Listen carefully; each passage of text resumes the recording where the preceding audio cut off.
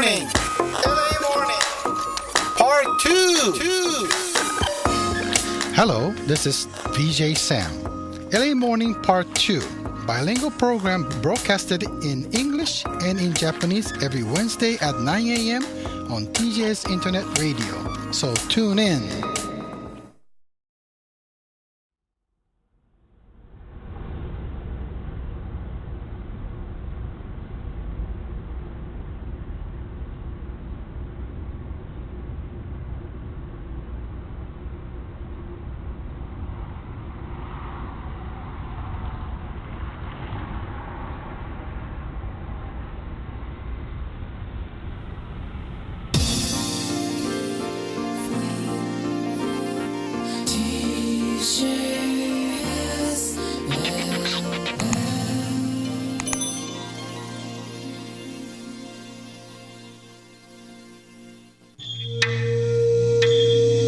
LA Morning. LA Morning. Part 2.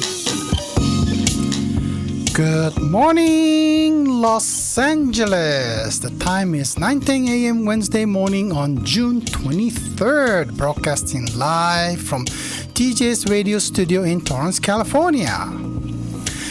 Welcome to LA Morning Part 2. This is Samuel VJ. How are you doing this morning? TJ's Radio presents news, sports, weather, and other useful local information in both English and in Japanese. This program broadcasts on internet radio, and you can hear us by using the TJS Radio app on your smartphone and tablets. Or you can also hear us by accessing our website at www.tjsla.com and find our radio player by clicking the right-hand column of the page. You can also watch us live on YouTube and searching us by typing the keywords TJ Space Radio and find today's day followed by LA Morning Part 2. YouTube have its own live chat function, so you can send your messages and requests using this live chat function, or you can send your message request accessing our website top page request form, and you can email us to radio@tjsla.com. So allow me to introduce to our co-host, Mr. Shinkai. Good morning. おはようございます。新海圭樹です。今日もよろしくお願いいたします。LAモーニングパート2スタートしました。さあ、今日もですね、皆様からのメッセージ、リクエストをお待ちしております。E メールの方、radio@tjsla.com、radio@tjsla.com、あるいは TJS ラジオウェブサイトトップページにありますメッセージフォームから、お送りいただきますのでお待ちしております。ね、今 LA モーニングが終わって、はい、終わりぐらいからですね、はい、白雪姫シンデレラ論争が繰り広げられていますが、ですね、多分ね、僕思うんですけど、はい、いわゆるそういうおとぎ話系の内容って女性の方が強いんじゃないかなって思うんですよ。まあね、憧れのなんか男性の方がなんかあまりこうしっかり覚えていないような気がするんですね。例えばサムさんも、小さい頃日本にいたでしょ。はい、なんとなく赤ずきんちゃんって覚えてます？聞いてることあるけどでしょ、赤ずきんちゃんってあれでしょ、狼になんか狼食べられるんだっけ？食べられるか追っかけられるかなんかそう、イメージね、そういうイメージでしょ。そうあれ食べられたっけ？いや食べられてないよなみたいな。そうでしょ。で白雪姫はさっき陽子さんに言われたガラスの靴って言われると、ああガラスの靴かってね、でさっき、チャオちゃんも書き込んでくれてますけど、はい、7人のね小人が出てくるのは、ね、そうそう白雪姫でかぼちゃの馬車がシンデレラって言われると、ああそうかってねいうふうに思うんですけど、そうでその程度だと思うんですよね。なんかねこうなんか今となっては、白雪姫はガラスの靴じゃないや、僕もほらもう間違ってるわけですよ。ね、だからね今日ねそんなねなんかこうコメントとかでも面白いかなと思うんですよ。例えば、こんなおとぎ話覚えてるとか、で例えば白雪姫って、あれはアメリカのそうそうそう。おとぎ話でしょ。あ、だからそうそうだからそれのね比較とかね。白雪姫ってうん。英語のタイトルはなんていうの？シンデレラでしょ？ちゃうの？違うシンデレラはシンデレラでしょ。ああ、そうかそうかそうか。ほら出てきた。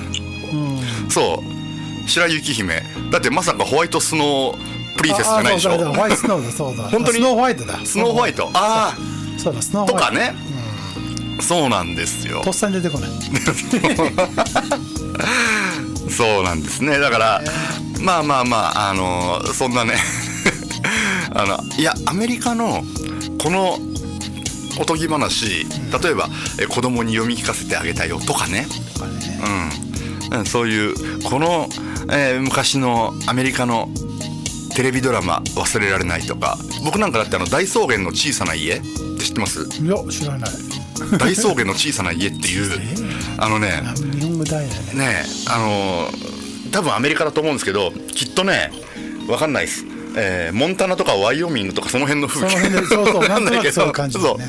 そんなの日本で昔やってたとかね、覚えてるとか、なんかそういう話で盛り上がってもたまにはいいじゃないですか。いいかなって思いません？ね、はい、ぜひぜひ、書き込みでもいいです、Eメールでも構いません。お送りください。はい、じゃあ天気いきましょうか。 Okay, let's go to the weather. So June 23rd, partly cloudy and almost sunny today. So our studio is having a sun right now. Okay, so current LA County temperature is 68 degrees Fahrenheit or 21 degrees centigrade. Orange County is 68 degrees Fahrenheit or 21 degrees centigrade either. So today's expected high temperature for Los Angeles County is 78 degrees Fahrenheit or 26 degrees centigrade. And Orange County is 73 degrees Fahrenheit or 23 degrees centigrade. Today's sunrise was at 5:43 a.m. in Los Angeles County, and Orange County was 5:42 a.m.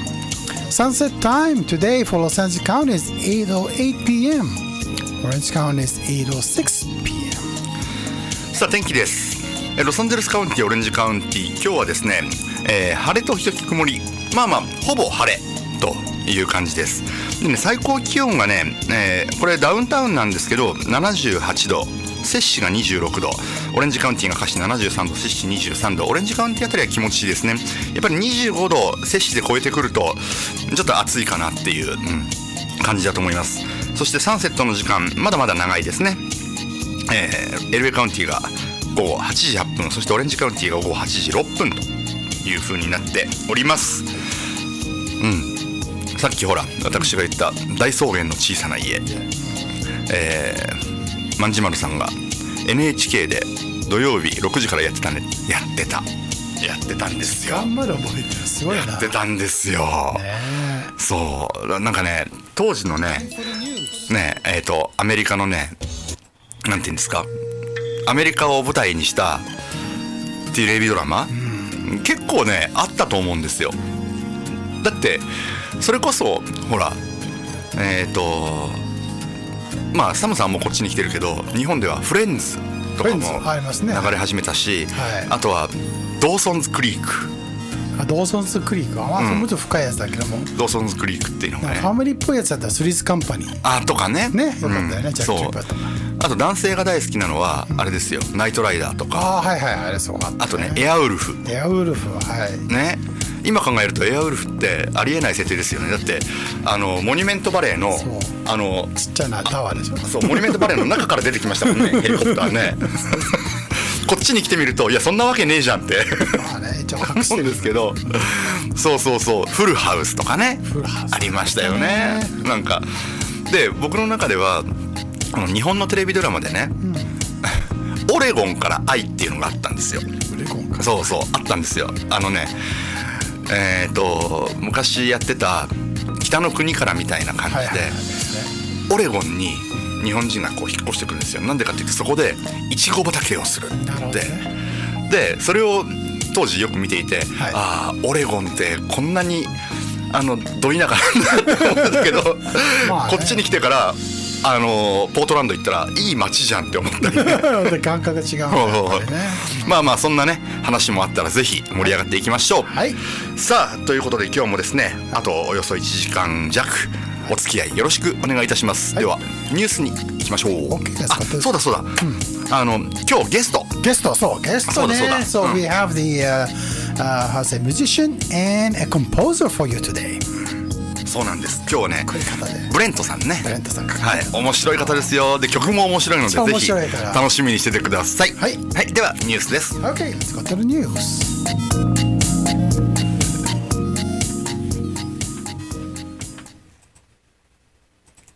Time for the news.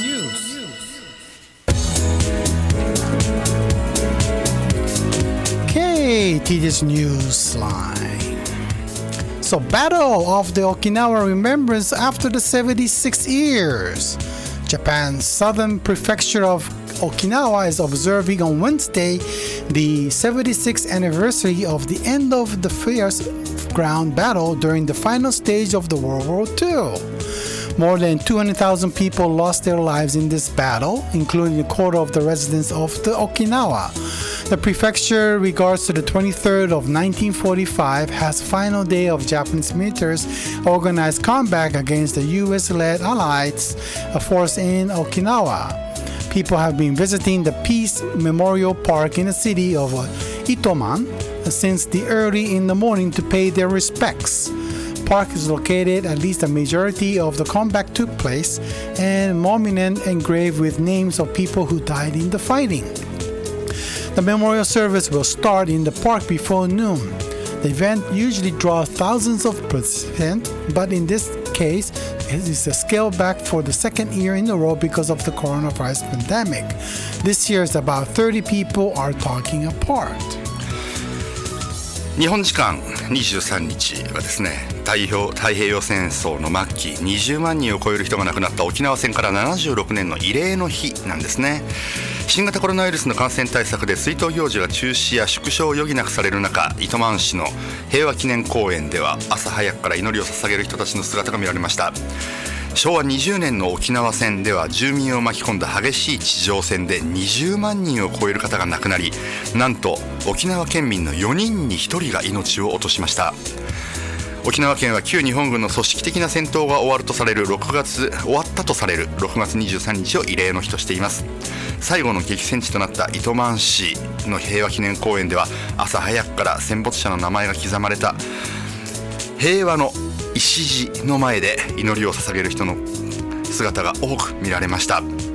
今年は緊急事態宣言が出ていることから新型コロナウイルスの感染対策のため参列者を30人ほどにとどめるなど去年からさらに縮小されました。沖縄県内では各地で慰霊祭が相次いで中止になったほか、学校は休校で平和学習を行うことができなくなるなど、これまでに増して戦争体験の継承が難しい状況となっています。続いていきましょう。Okay, Japan to approve the AstraZeneca COVID-19 vaccine for the 60s and over. Japan is planning to approve the COVID-19 vaccine developed by the Britain's AstraZeneca PLC for inoculation for those aged 60 and over. Government sources said on Tuesday. The Ministry of Health, Labor and Welfare grants the fast-track approval for the vaccine in May, but indicated at the time it did not intend to use the vaccine immediately due to the rare cases of blood clots reported overseas.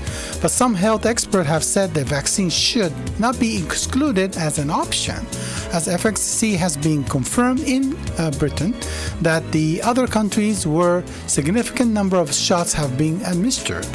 So, Health Minister panel was discussed on eligibility of the age range for the vaccine to meet on the June 30th. While taking the account in the situation overseas, the sources says unlikely the COVID-19 vaccines developed by the U.S. pharmaceutical companies Pfizer Inc. and Moderna Inc., both which is used a new technology called messenger RNA. AstraZeneca vaccine uses a harmless version of a common cold virus. AstraZeneca vaccine has approved 70% of effectiveness against the virus, slightly lower than the other two, but it has the advantage of being easier to store and produce under license in Japan. 厚生労働省は日本時間22日、イギリスのアストラゼネカ製の新型コロナウイルスワクチンについて無料で打てる公費接種の対象として60歳以上に接種するのを認める方向で調整に入りました。30日に開かれる厚生労働省の専門分科会でこの可否を議論するということです。厚生労働省はアストラゼネカ社製を5月に特例承認しました。しかし血小板の減少を伴う血栓症の副反応が海外で報告されていたことから当面使用を見送る方針を示していました。関連学会が今月2日血栓症の診断や治療に関する手引きを公表したことを受けて改めて使用を検討することにしました。血栓症は若い世代で比較的多く報告されていることを踏まえ60歳以上に限定する方向です。海外での使用状況も参考にすると見られています。アストラゼネカ製は新型コロナウイルスの遺伝子の一部を運び屋役の別のウイルスに組み込んだウイルスベクターと呼ばれるタイプで有効性は 70%、 保管しやすく予約なしの接種にも対応できて日本国内で原液が作られているという利点があります。続いてOkay, going to the coronavirus case for June 23rd. California coronavirus case. Confirmed case at 3,784,606. The 7-day average is 924. And let's see, 57.4% of Californians are now at least partially vaccinated. Moving on to Japan's coronavirus cases. Coronavirus cases is 787,650. Death is 14,496. And recovered is 754,334. カリフォルニア州の新型コロナウイルスの感染者数、これまでで378万4606人、7日間の平均の増加人数は924人ですね。そしてカリフォルニア州の人口に対するワクチンの接種率は 57.4% です。日本見てみましょう。累計感染者数が78万7650人、亡くなった方は累計で1万4496人。その中でですね、回復された方は75万4334人となっています。以上、ニュースお伝えしました。はい。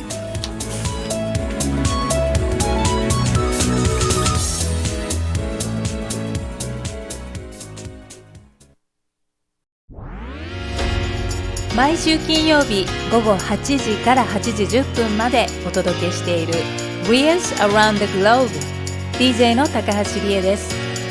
お気に入りの古くて新しい音楽などをジャンルレスにボーダレスに DJ クリスとともにフリートークを交えてお届けしています。 So stay tuned. What happened on today?Okay,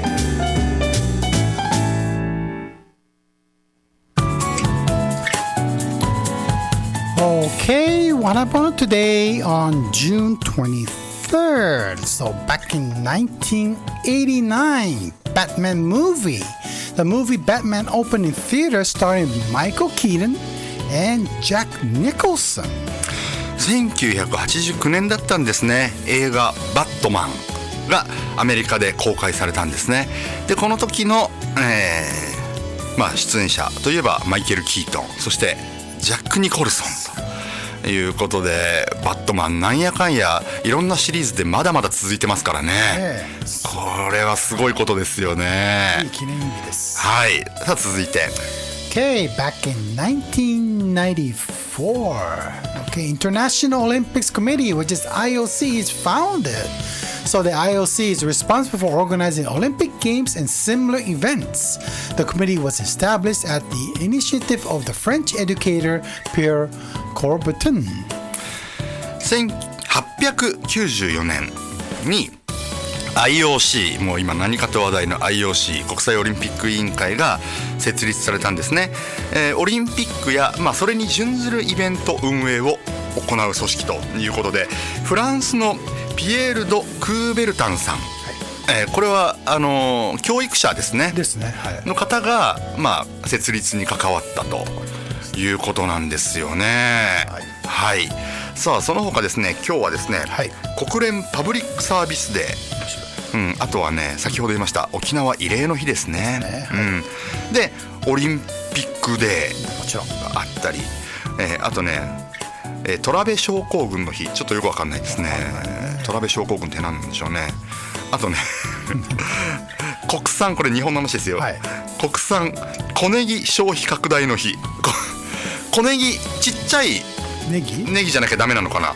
小ネギだから小ネギ、そんな日が連なっていますですね。はい。で誕生日言っときましょうか。 Okay, so birthday for June 23rd. Wow, Randy Johnson, the TV host, the American Idol from 2009. 1956. He's celebrating 65 years old today. ランディ・ジャクソンですね。もうこれはアメリカンアイドルを最初から見ていた方だと。なるほど。ね一番左だ。そうですねの方ですよね。ですよね。そうそうもともとアクター、今もそうかそうですねでいらっしゃって、そう一番左かそうでしたね。そう痩せたよ彼。そうですよね当時レモンでやってるレモンダイエットみたいな、そうですよね。アメリカンアイドルだから一番最初の例えばケリー・クラークソンとかね、あの辺に深く関わってるわけですよね。はい、さあ続いてOkay, John Mraz, I believe, have you pronounced that? Singer-songwriter. He was born in 1975 and celebrating 44 years old today.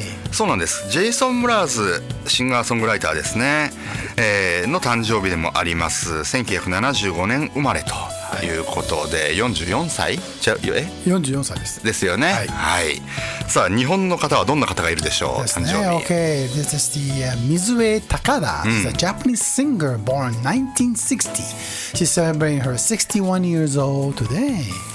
高田水江さん。高田水江さん、あれ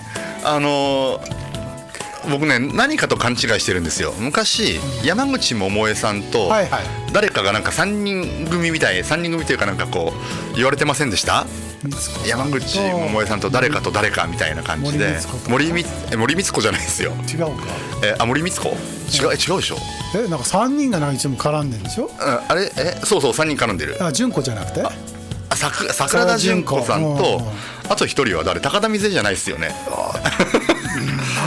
森雅子そう森光子じゃない。森雅子さんでした。すいません。そうかそれとは違うんですね。高田水江さんなんか力士の奥さんになられましたよね。確か違ったっけ？そうどうでしょうですね。はい。さあもう一方。Okay, so Yoko Minamino. She's a Japanese actress and she's born in 1967, celebrating 54 years old today. はい。なんのこれ式っていうラジオ番組をね昔やってましたね。はい。南野陽子さん誕生日でございます。ね54歳になられたんですけど今でも綺麗。全然今でも全然はいね。そう花の中三トリオそれかそれです。若島津そう旦那さんがね、若島津力士でしたね。はい。みんな早いな。万次丸さんキートン山田ではないですよ。はい。マイケル・キートンですからね。マイケル・キートンです。はい、そうでございます。さあじゃあ今のね話の中からちょっと関連した曲いってみましょうかね。そうですね。Okay, let's go to Birthday Boy. Well, actually 関連だね。そう。Okay, so it's a Bat Dance by Prince. そう。これね、あれですよ。途中で農協牛乳っていうところがあるんです。はい。こういう曲なんだ。そう、バットマンの映画のサウンドトラックの一つで、この曲自体も売れたんですよ。そうか、テーマ入ってんだ。そうなんですよ。いや、プリンス天才だな。彼はね。でもあの人絶対ショーに来るとき、来てすぐ行っちゃう人なんだってね。そうなんだ。車に出て、すぐ出て、やって、すぐ帰っちゃう。そうなんだ。すごいやり方で。そうなんだ。化粧室もいらないです。彼はなんだっけな、どこかのキリスト教系の宗教、モルモン教なんかそれちょっと忘れましたけど、そうのものすごい熱心な信者で、通に、布教活動をしていて、で、ある日、いわゆるコンコンコンって布教活動に回るじゃないですか。あ、まあね。コンコンコンって開けたらプリンスが立ってたっていうことが。耳がびっくりする。うん。そうなんですって。開けたらプリンスってすごくないですか？ね、すごいね。なんで入ります。ちょっと。日本ならもう絶対みんな入ります。そう。確か、どこだっけ、ミシガンかあっちの方出身だったような気がする。わさびのオーナーさんこの曲のロカビリーとかあるんだ。ミネポリスだね、生まれた。あ、ミネポリスか。そっか。ミネソタか。ミネソタ。この人は天才ですよ。そうなんですよ。この曲ね、途中でね、突然ね、日本語に聞こえる英語を言うんですよ。なんて言うんだろう。農協牛乳って。農協牛乳。農協って日本の農業協農協が出してる農協の牛乳があるんですよ。突然、農協牛乳っていう場所がね。皆さん聞いてください。あるんですよ。聞き取れますかね。ブレッドさんがね、そう。先週よりちょっと短いんで。ほら、今言った。農協牛乳って言った。言った。ほら。あ、ほんまや。農協牛乳って聞こえたね。すごい。何や。Okay, you just heard the themes, one of the track of the Batman movie, Bat Dance by Prince.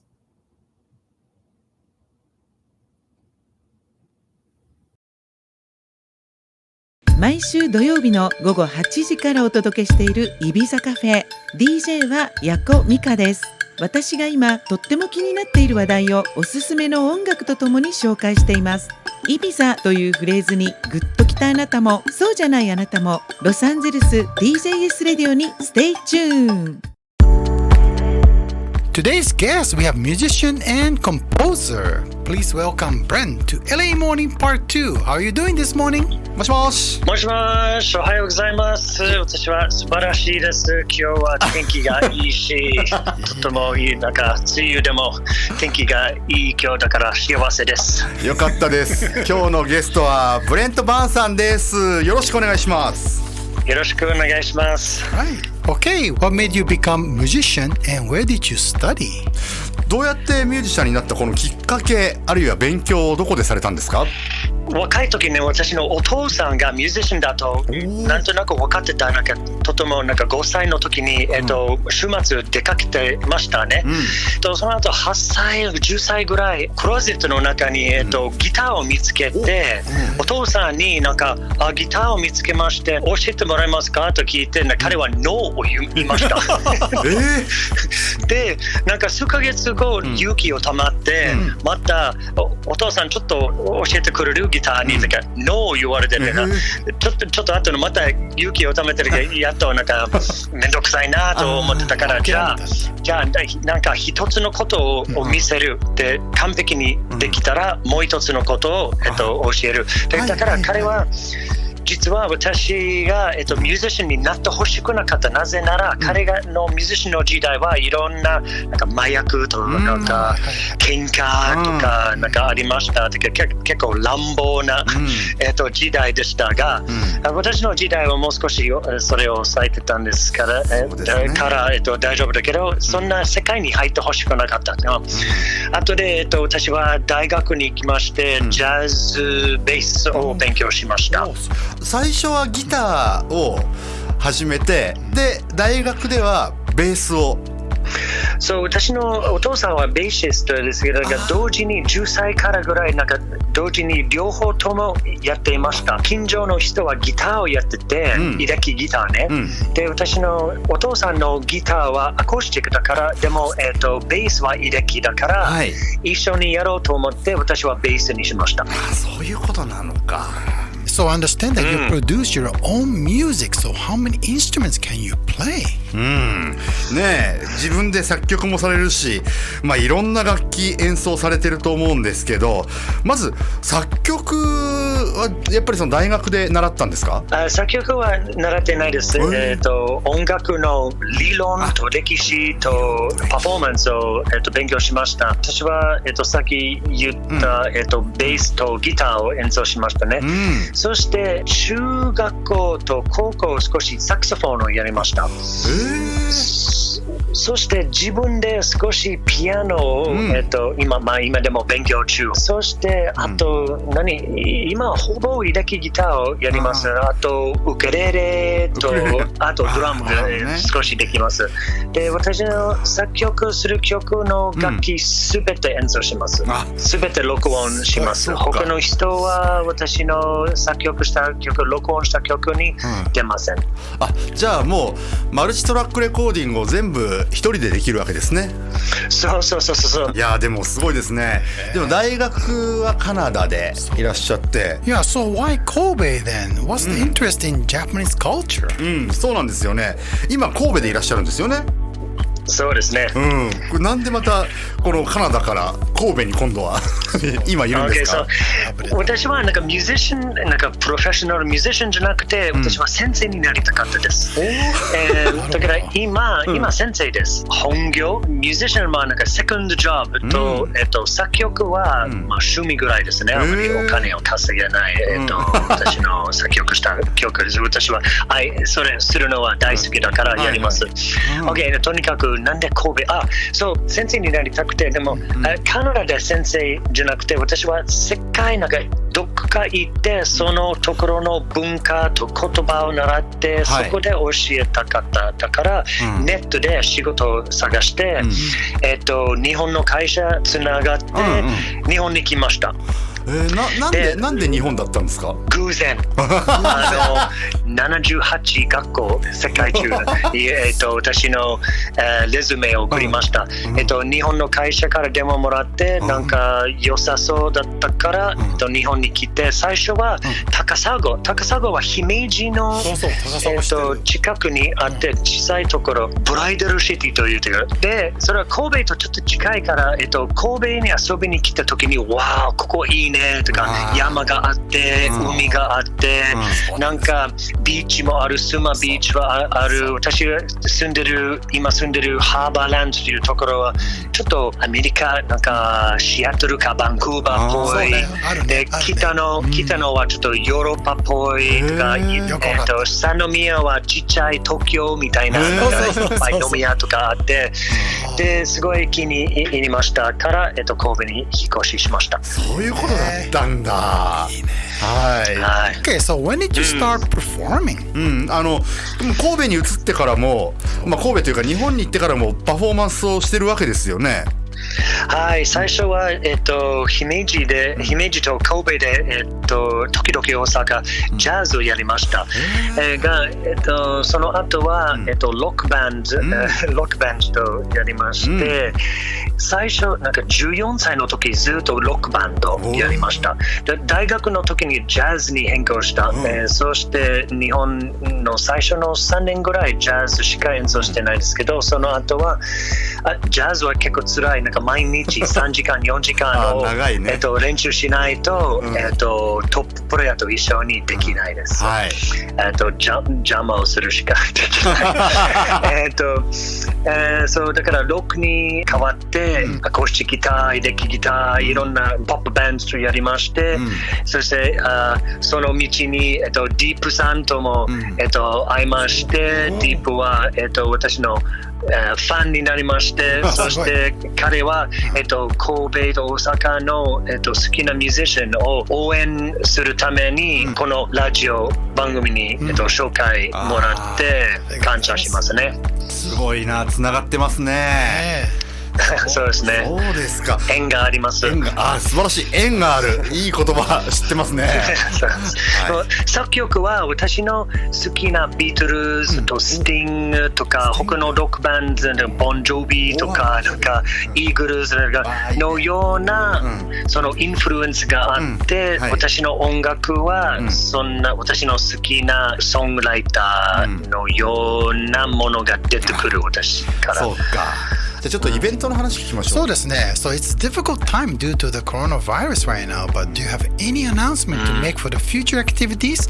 So please also let us know if you have any new song coming along.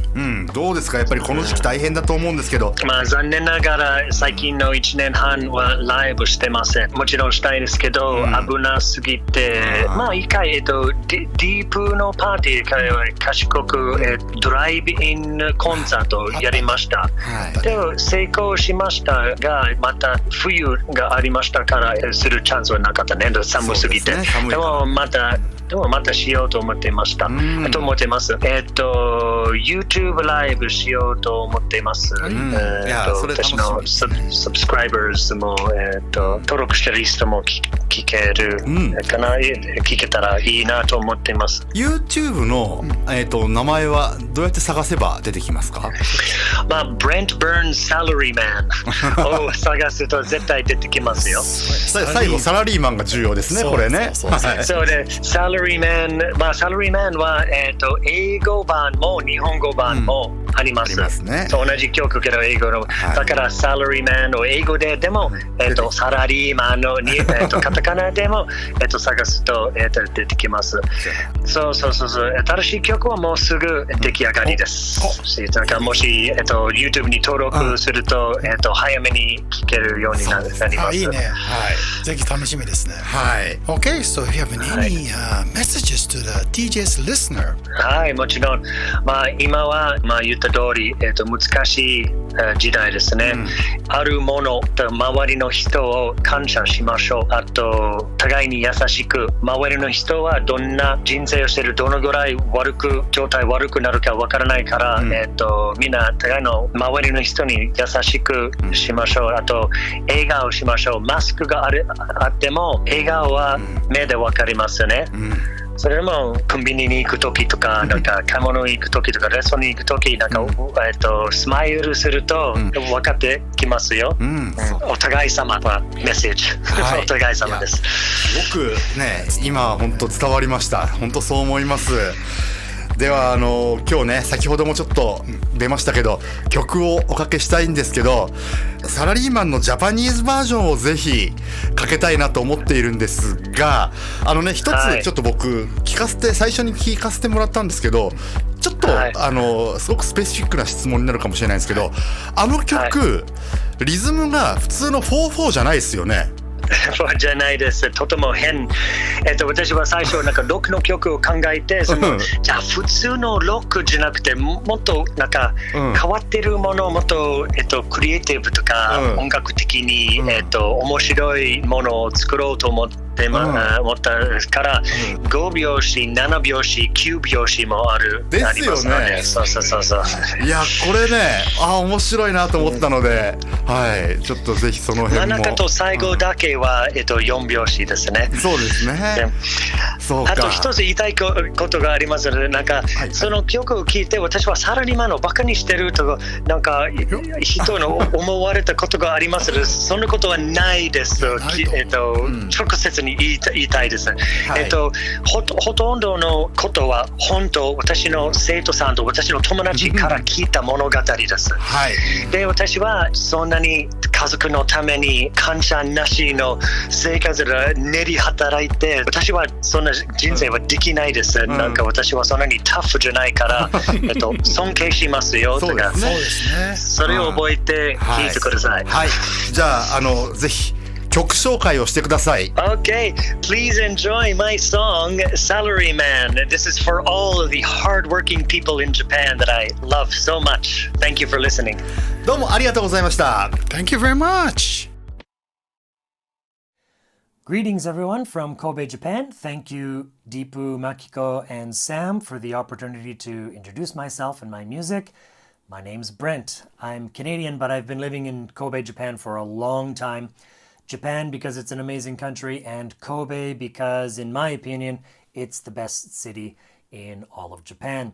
I love the mountains, the ocean. We have beaches, old foreign settlements, Chinatown, beautiful old temples and shrines. Just a mix of great cultures. The people here are amazing, and I just love it. I'm living my dream now of teaching abroad and playing music on weekends. I play rock and pop music in clubs and bars mostly, but sometimes appear at Deepu parties. My main instrument is bass, but recently I don't play any bass in any bands. I play electric guitar more now. I sing and I play drums in a band too. I love creating music, of course. I have a bunch of songs on iTunes, Google Play, and Amazon, and etc. So please support me by buying my music there. Of course, you can also listen to it for free on YouTube. The song I'm introducing today is called Salaryman. There are two versions of it on YouTube. One is English and the other one is in Japanese. It's an ode to the hardworking modern samurai, the salaried workers who keep this country going smoothly day after day, night after night. They work super hard, and although some of the parts of the song are a little bit funny, I have a lot of respect for these people. I'm very grateful for their service. I play all the instruments and sing all the parts, and I recorded it, mixed it, and mastered it right here in my little home studio in Kobe, Japan. I hope you like it. Thank you very much.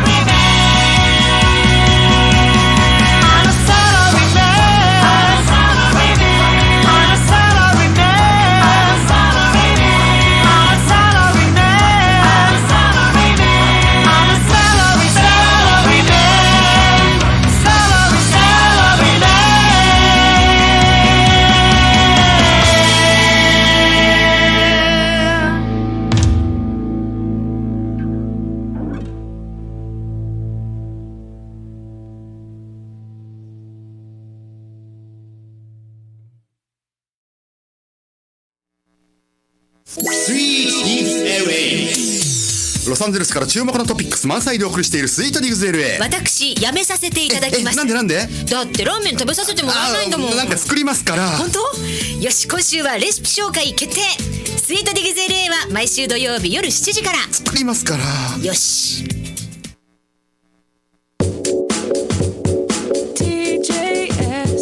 Japanese radio station.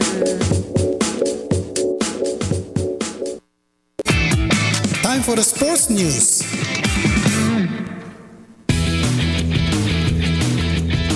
Okay, TJ Sports News.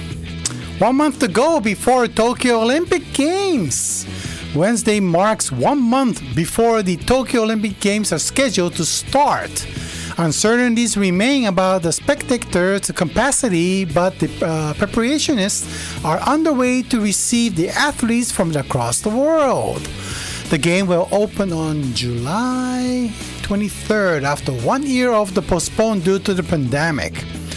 All of about 11,000 qualified athletes are expected to be named with this month. Starting on July 1st, anti-infection rules outlined in Tokyo 2020 playbook will be implemented. Athletes Village will open on July 13th. Athletes are expected to spread out across Japan for their training campus. As a spectators, the official Monday decided to cap the number at the 50% of each venue capacity with a maximum of 10,000 in principle. But spectators may not be allowed if the state of emergency is put into effect again. So organizing committee is set to review on Wednesday the details of how tickets will be handled. The organizers are also keeping close watch on infection situation and its capacity of local medical services. 史上初めて延期された東京オリンピックの開幕まで23日で1ヶ月となりました。およそ1万1000人の出場選手は今月いっぱいで固まる見通しです。来月1日からは選手などの感染防止のルールをまとめたプレイブックと呼ばれる手引き書の運用も始まりまして、13日に選手村が開くということですね。全国各地で事前合宿に向けて海外から選手団や大会関係者の来日が本格化します。その一方で大会は会場の収容人数の 50% 以内で1万人を上限とする原則で観客を入れて開催することが決定しましたが、今後の感染状況によっては無観客になる可能性もまだあります。また観客の制限によって抽選が必要になったチケットの扱いなどについては大会組織委員会が23日に詳細を明らかにするとしています。もう明らかになってますね、日本では。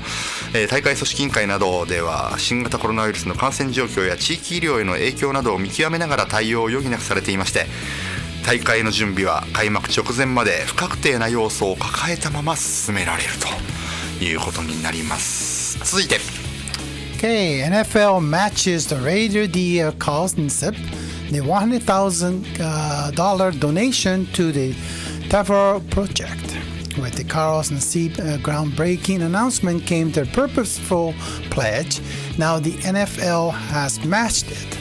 The league announced Tuesday to donate the $100,000 to TAVR Project, which is a leading national organization centered on crisis and suicide prevention effort amongst the lesbian, gay, bisexual, transgender, queer, and questioning youth. The NFL is committed to the year-long effort around the diversity, equality, and inclusion. The lead has been in the state. We proudly support the LGBTQ and the committee will continue to work alongside of TAVR Project and our committee community partners to further enhance our collective work and commitment to this space.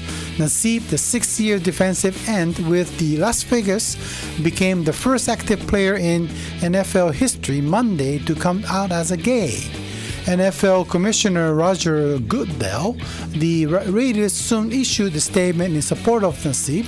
The 28-year-old lineman said that partnering with the Traverse Project to promote the suicide prevention service for the LGBTQ community, noting the young LGBTQ kids have 5 times more likely their strength friends of consider suicide. Someone like me who has been so lucky and cheers for every day is bringing incredible sadness to think of that our LGBTQ youth are the such elevated risk for suicide. Nassif said in an Instagram post, I have feel an immense responsibility to help in any way I can and can too. The study have been shown that all it takes is one accepting adult to decrease the risk of the LGBTQ kid attempting suicide by 40%. Whether you are a friend, a parent, a coaching, a teammate, you can be that person. さあ NFL アメリカンフットボールですね、レイダーズのカール・ナシブ選手は21日同性愛者であると発表しましたね。 NFL の現役選手が同性愛者であることを公表したのは初めてです。ナシブ選手はインスタグラムにビデオを投稿しました。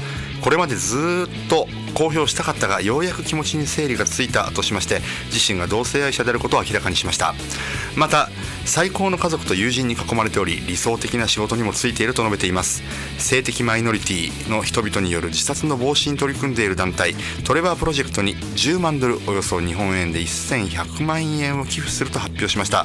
ナシボ選手といいますと2016年から NFL でプレー、20年はレイダーズで14試合に出場しました。さあ続いていきましょう。 Okay, Wembley to crowd the 60,000 for the Euro semi and final UK government. Crowd capacity of Wembley Stadium is increased more than 60,000 fans for the semi-final and final of the Euro 2020. British government said Tuesday. The new level means the stadium will be at 75% capacity for the three final game, which concludes in the final of the July 11th. All ticket holders will need to have either the negative COVID-19 test or proof of full vaccination, 2 doses received 14 days before the fixture.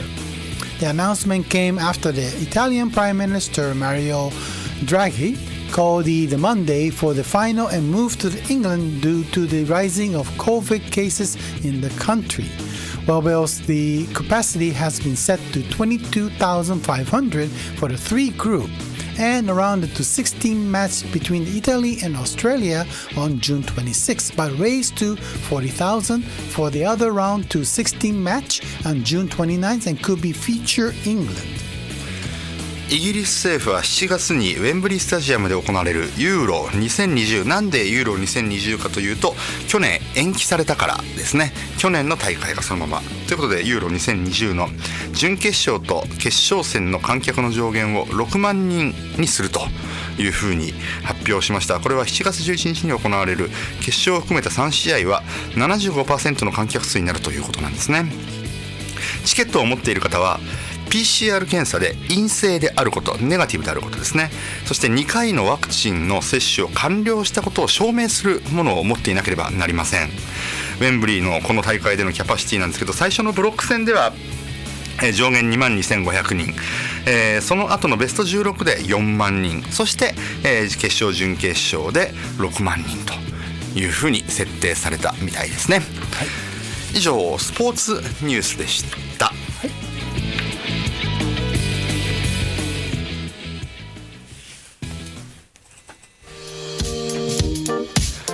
さあサムさん、今日はね、はい、ちょっと書き込みからいきたいなと思うんですけど、お願いします。まず最初の方でいろんなテレビドラマの話をしたじゃないですか。ましたね。あとはその例えば昔の童話の話、はい、ディアさんが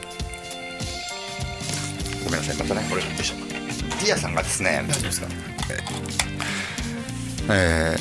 大草原の小さな家とね、アメリカというとああいうイメージだったというふうに書き込んでくださってます。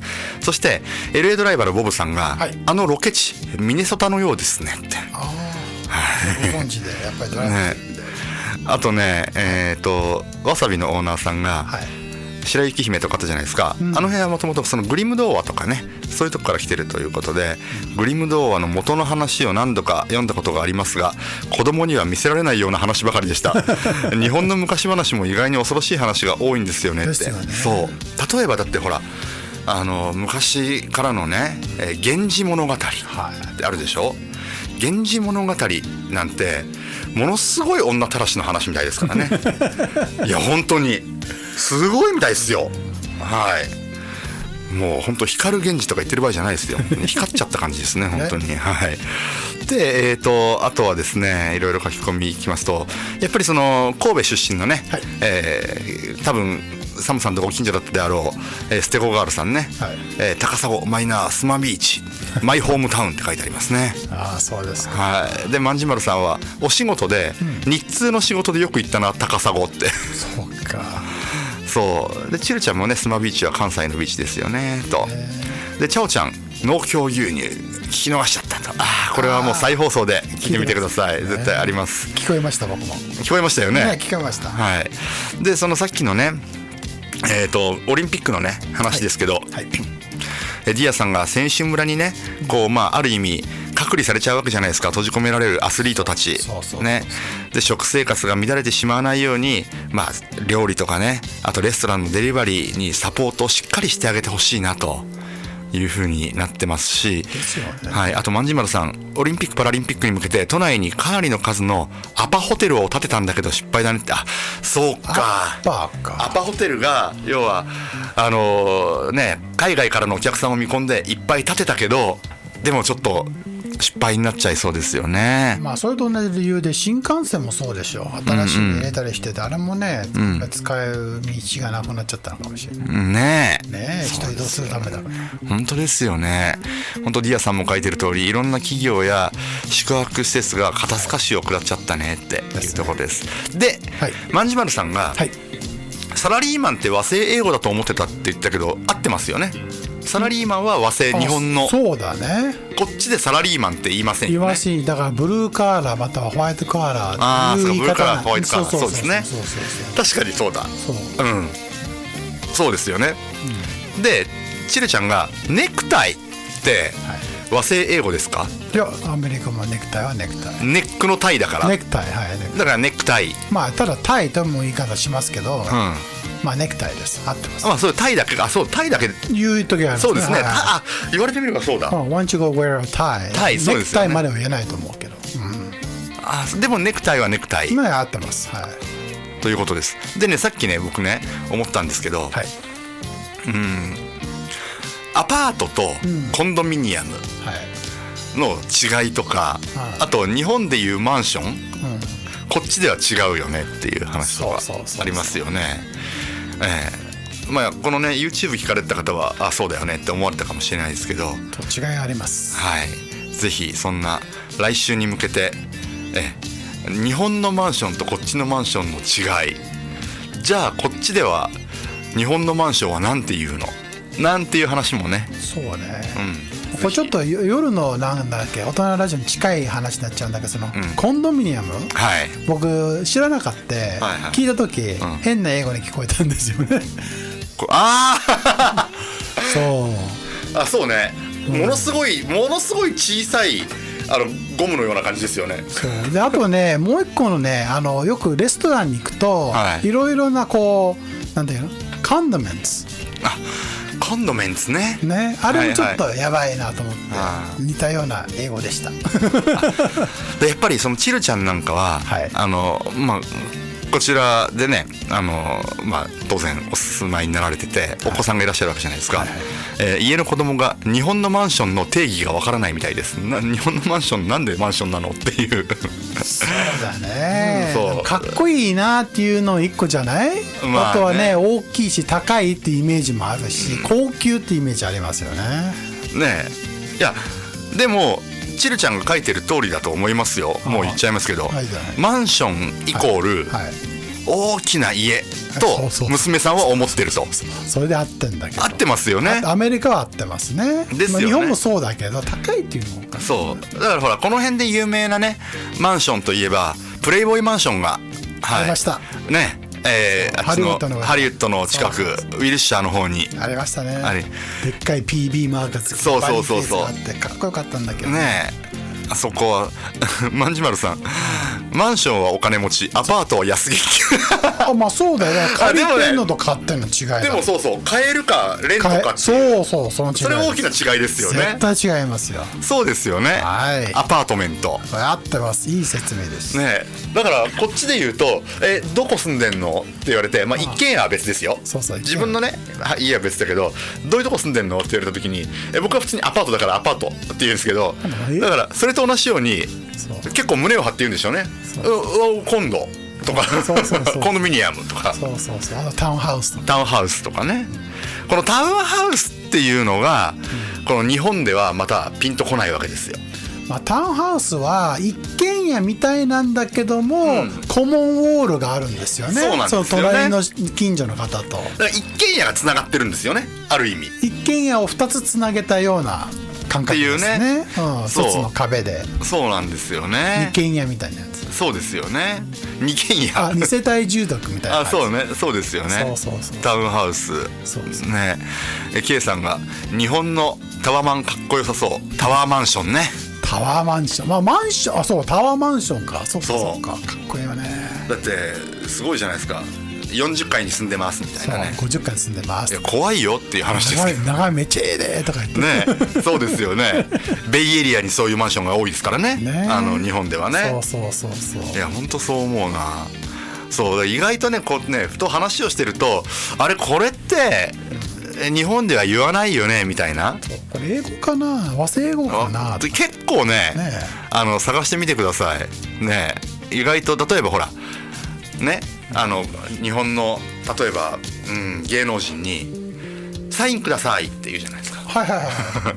それ違うじゃないですか、こっちだと。こっちだとね、Please can I have your autograph？ オートグラフですよね。ね、そうそう。サインってどっちかというと契約書に書く。そうそのサインです。ね、シグネチャー。そうサインですもんね。だからシグネチャーをちっちゃくしてサインになってるってことでしょ、多分。だから結局自分のスタイルね、だから読めない字も出てくるかもしれないけど、そうですよね。なのでもし日本でお聞きの方、こちらにもし遊びに来てですね、例えば、メジャーリーグの選手がいてですね、でね、サインって言っても、サインプリーズでも多分ピンとこないですね。オートグラフと言ってみてくださいね。ちなみにレストランに行ってホットケーキも通じません。ああ、通じないね。パンケーキでしょ。そう、ホットケーキっていう。ホットケーキ、ケーキ that's hot ですよね。ホットケーキ通じないですよね。そう。あれもすごいね。すごいですよね。確かに俺は今思い出せなかった。そうだ、言えない。ホットケーキはおかしいでしょ。でもアイスコーヒーも前なかったんだよ。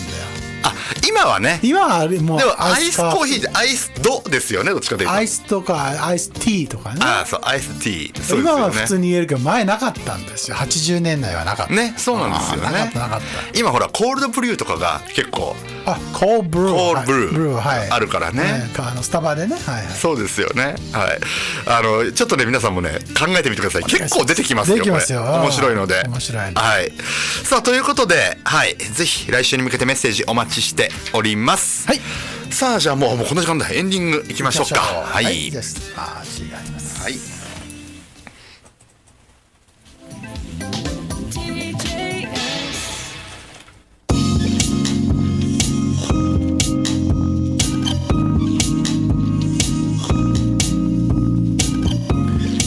How did you enjoy so far with the Wednesday's LA Morning Part 2? It's coming closer to the end of a 48th broadcast on June 23rd. So we are open to any topics, suggestions coming from you to talk about them in this program. So please send your messages using our request form or from our website, and you can email us to radio@djsla.com. Or if it's easier for you, you can send them your messages through the YouTube channel using the chat function. So please search us by the keywords DJ Space Radio during our live show.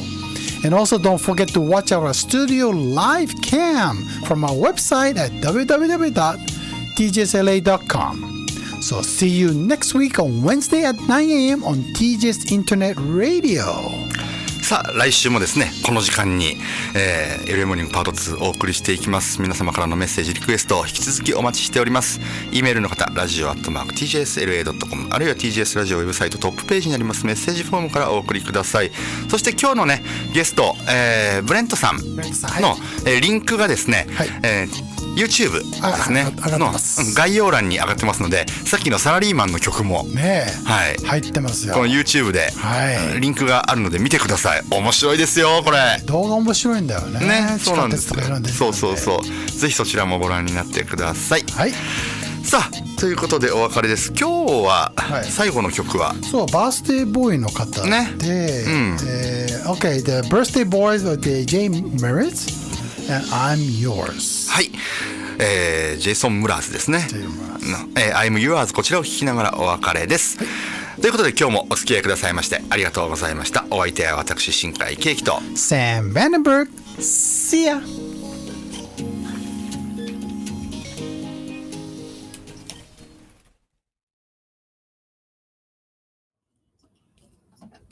ホットケーキ、日本ではディアさん違うんだ。パンケーキの生地は甘くないけど、ホットケーキの生地は甘い。生地違うよね。あとあれですよね。なんか最近、ていうかここ数年日本では、ハワイのホットケーキが、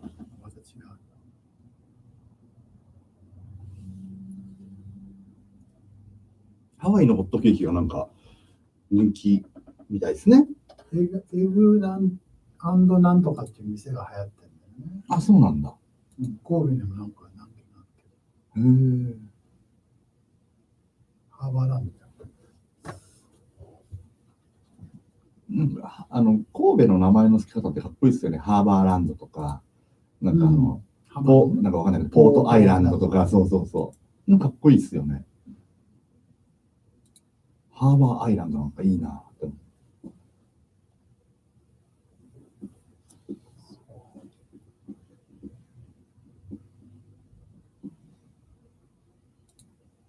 そうね。マンチさん、そういえばこの前、おとらじで南にかけたばっかりだもんね、そういえば。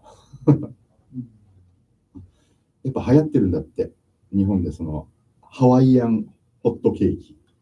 パンケーキ。ハワイアンパンケーキ。ホノルル行くとね、もうすごい行列だ。あ、そうなんですか。こういうロゴだエッグザンティングス。エッグザンティングス。日本にもあるのかな。日本は今初めてだと思いますよ。あ、でも神戸にあるぐらいだから。あ、そうかそうか。絶対遠くであります。エッグザンティングス。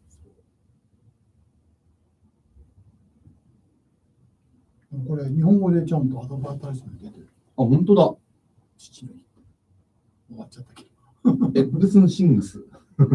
出てる。本当だ。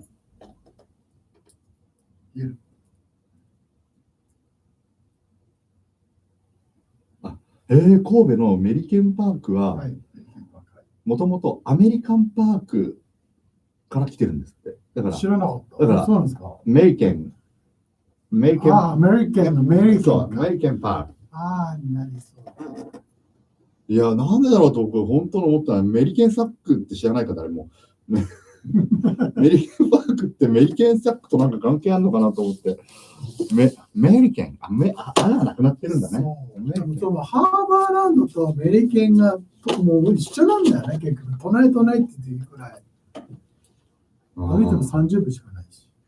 終わりかな？